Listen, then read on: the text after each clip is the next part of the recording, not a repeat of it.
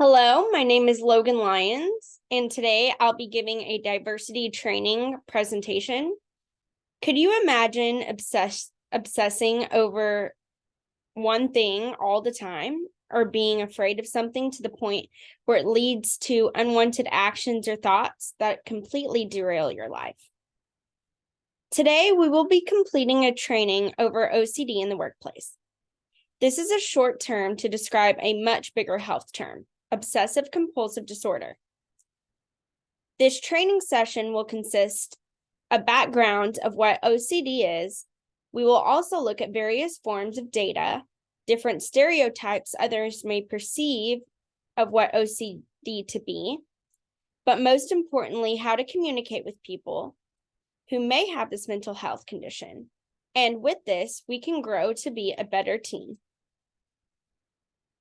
Now, to better understand how to grow as a team, we need to first educate ourselves and strengthen our knowledge on this mental health issue.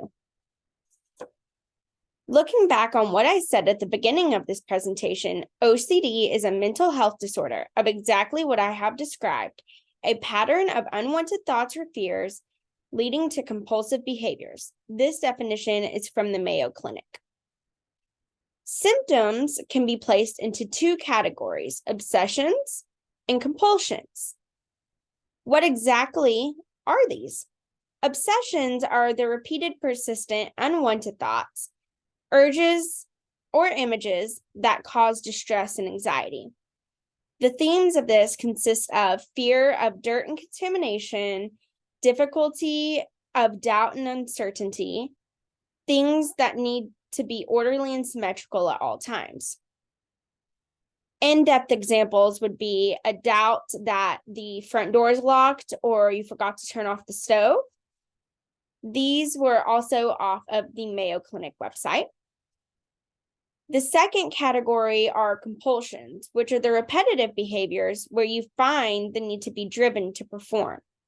And these themes include washing and cleaning, checking, counting, orderliness, following a strict routine, or demanding reassurance. And certain examples would be washing your hands until they become raw, or counting in patterns. This was also from the Mayo Clinic. Lastly, people may wonder, how severe is it? Well, according to the Mayo Clinic, the severity varies, and it usually begins in teens and young adults, but it can rarely start in childhood. It may vary throughout your life, and some symptoms can worsen more in a stressful situation. Next, this photo is from the FHE health website, and it shows statistical data of how common OCD is. So by looking at it, 1 in 40 American adults live with these symptoms of this disease, which is about 2 to 3% of the population. Also, it's lower in children, which means it's close to maybe 1 in 100 children where the symptoms appear in mid to late adolescence.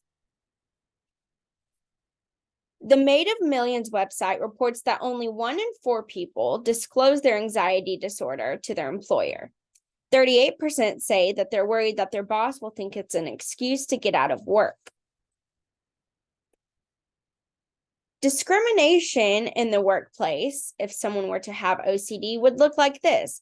Phrases where people would be called insane, crazy, or weak, not allowed mental health days, personal days, mocking your coworkers for needing breaks, and not seeing them as equals. So they're unfit, lower on the coworker ranking scale than you are.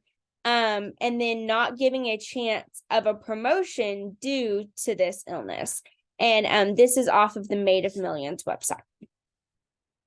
So then this discrimination and stuff can cause issues in the workplace. So somebody with OCD may experience a difficulty concentrating, avoiding certain people and tasks to not cause triggers, constantly worrying about how people will perceive them, avoiding conference rooms due to contamination fears, and maybe they may need to work longer due to intrusive thoughts. So then finally, we have talked about all the concepts, the skills, and the strategies to have us work better as a team.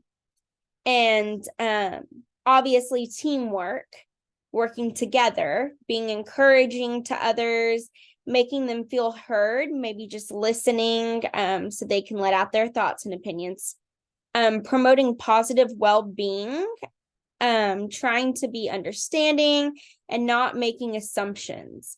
And I got this off of an article on LinkedIn on managing OCD in the workplace. In conclusion, I think it's safe to say that we now have a better understanding of this mental health issue, and in turn, we can better help each other and grow as a team. I believe we can all benefit from this training session today, as we have learned about the background to what this mental health issue entails. We have seen various forms of scientific data and have thoughts on how to seek effective communication with people who experience OCD.